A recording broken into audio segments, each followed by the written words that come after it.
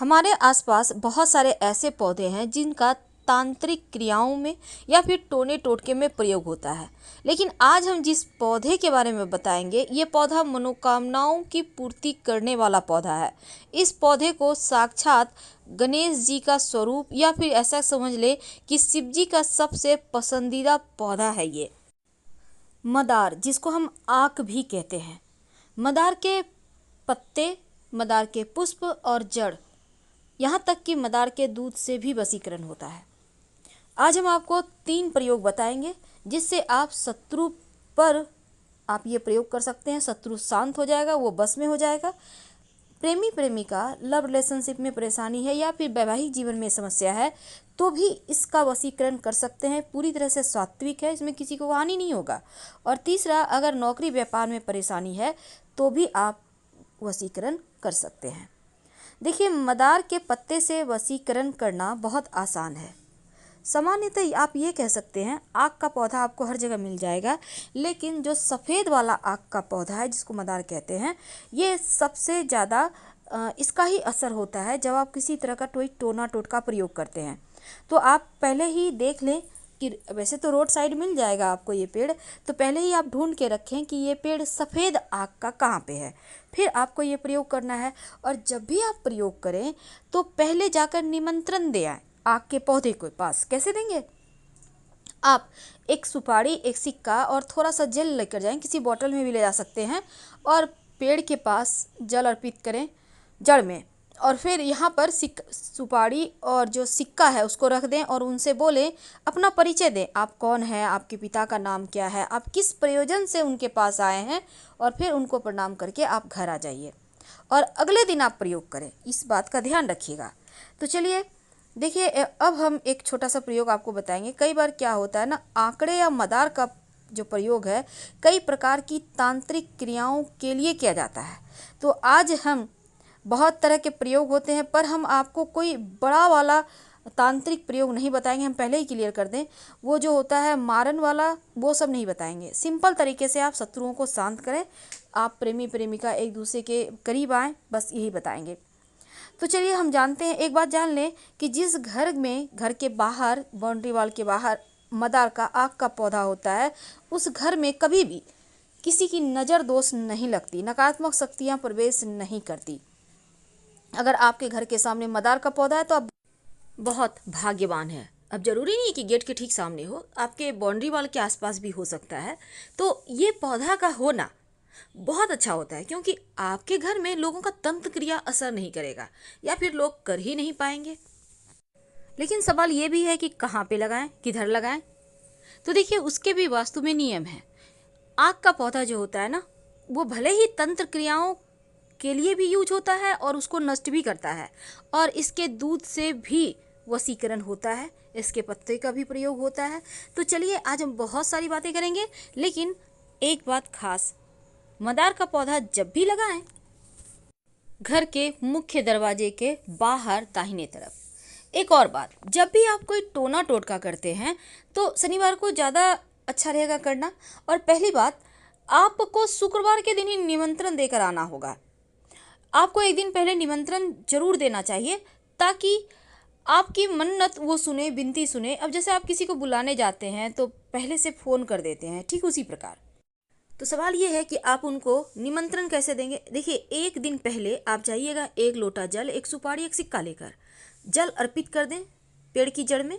और कभी भी कर सकते हैं, सुबह से शाम तक, जरूरी नहीं है कि भूखे रहना, आप खा पी के भी कर सकते हैं। उसके बाद सिक्का और सुपारी उनके पास रख दें, जड़ के पास, और उनसे हाथ जोड़कर प्रार्थना करें, अपना परिचय दें, आप कौन हैं, आप किनके बच्चे हैं, क्यों आए हैं, और उनसे कहिए कि के साथ। तो सबसे पहले तो आप पहले से निमंत्रण दे के रखिए मदार के पेड़ को, आक के पौधे को। अब इसके बाद आप अगले दिन जाइए और जाकर आपको मदार का सिर्फ पुष्प नहीं तोड़ना, बल्कि जो पुष्प है और उसके साथ जो पत्ते हैं, नए नए जब पुष्प निकलते हैं तो पत्ते उसके साथ बहुत अच्छे से टच किए हुए होते हैं।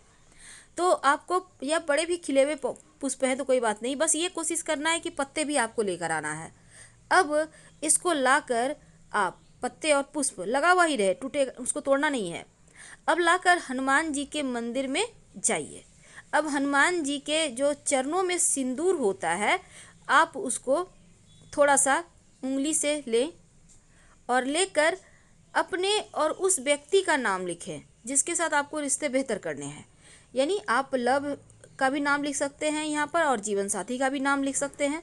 जिसको भी बस में करना चाहते हैं उसका नाम लिखिए हनुमान जी के चरणों के सिंदूर से।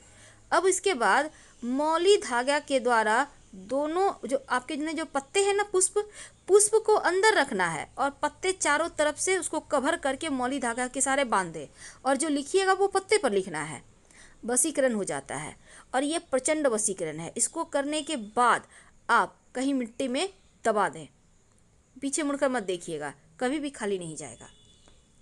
अब हम आपको एक छोटा सा प्रयोग बताएंगे। जब शत्रु विरोधी ज़्यादा परेशान करे, जब आपको लगे कि यहाँ से बाहर नहीं निकल पा रहे, शत्रु बहुत परेशान कर रहे हैं, तब एक छोटा सा काम कीजिए। आपको यहाँ भी निमंत्रण देना है पहले से, इस बात का याद रखिएगा। अब आपको ये प्रयोग देखिए, जो शत्रु है उसी के ऊपर कीजिएगा। आपको सफ़ेद वाला आक का पौधा है, वहाँ पर आप जाइए। अब पत्ते तोड़िए पौधे के और पत्ते से जो दूध निकलता है उस दूध से आक के पत्ते पर शत्रु का नाम लिखिए। यानी कि आक के पत्ते पर, मदार के पत्ते पर ही मदार के दूध से शत्रु का नाम लिखें और फिर इस पत्ते को वहीं पर ज़मीन के अंदर पेड़ के पास ही गड्ढा करके दबा दें और मिट्टी ढक दें। शत्रु बस में हो जाएगा, शत्रु शांत हो जाएगा और आप फिर परेशान नहीं होंगे।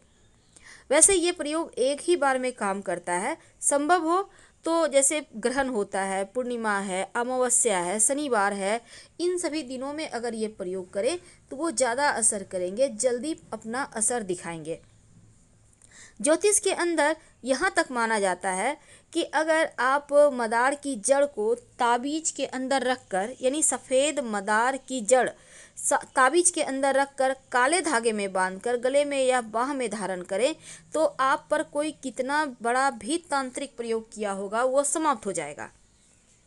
तो अगर आपको भी लगता है आपके घर के आसपास किसी ने कुछ किया है तो ये प्रयोग कर सकते हैं और 1 महीना के बाद मिट्टी में दबा दें। तो चलिए सबसे अंत में एक खास उपाय। कई बार क्या होता है, आपके ऑफिस में, आपके व्यवसाय स्थल पर लोग बहुत परेशान करते हैं, कई बार घर में भी लोग परेशान करते हैं। तो ऐसे में एक छोटा सा काम कीजिए। आक के मदार के पत्ते से भी वशीकरण होता है, लोग परेशान नहीं करेंगे।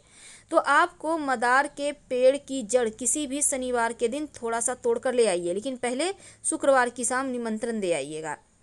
और इसके साथ ही एक पत्ता भी तोड़ कर ले आइए, आक का जड़ थोड़ा सा और एक पत्ता।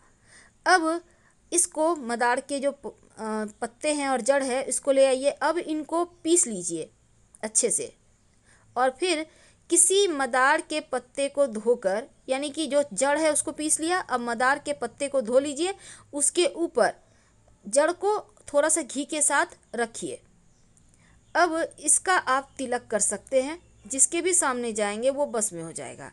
आप चाहें तो मदार के पत्ते भी पीस लें, मदार का जड़, मदार का पत्ता और थोड़ा सा घी मिक्स करके।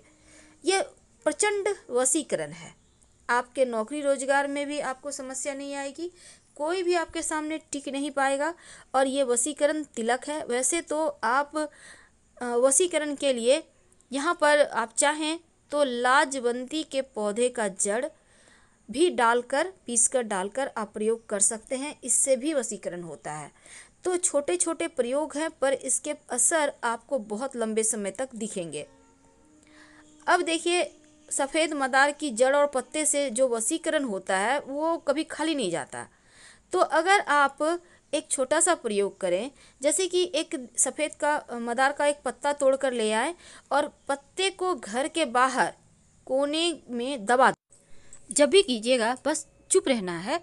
अब ये नहीं कि बातचीत कर रहे हैं, प्रयोग कर रहे हैं, बिल्कुल ऐसा ना करें। चुपके से करना होता है टोटका, जैसे कोई टोके नहीं, बातचीत ना करें। और शत्रु वाला आप उपाय जरूर कर लीजिए। बस आक के पौधे के दूध से ही लिखना है आक के पत्ते पर और आक के पेड़ के नीचे ही मिट्टी में दबा देना है। और जितने शत्रु उतने पत्ते पर लिखिएगा, एक ही पत्ते पर सारे शत्रु का नाम मत लिखिएगा। आपको तो पता है जब 10 साल पुराना आक का पौधा हो जाता है तो उसकी जड़ में गणेश जी की आकृति बन जाती है। और ऐसा कहीं आपको मिल जाए तो जरूर घर ले आइए और विधिवत पूजा आराधना करें। आपके जीवन में धन की कमी कभी नहीं होगी। लेकिन इसी आक के पौधे की जड़ को अगर आप शिवलिंग पर अर्पित कर दें और फिर इस जड़ को जो स्त्री संतान की चाहत रखती है वो अपने कमर में सफ़ेद धागा या लाल धागा में बांध कर पहन ले तो 3 महीने के अंदर गर्भाधान होता है, संतान की प्राप्ति होती है। तो ये प्रयोग वैसे तो आप किसी भी पुष्य नक्षत्र में कर सकते हैं, नहीं तो किसी भी सोमवार को शुक्ल पक्ष की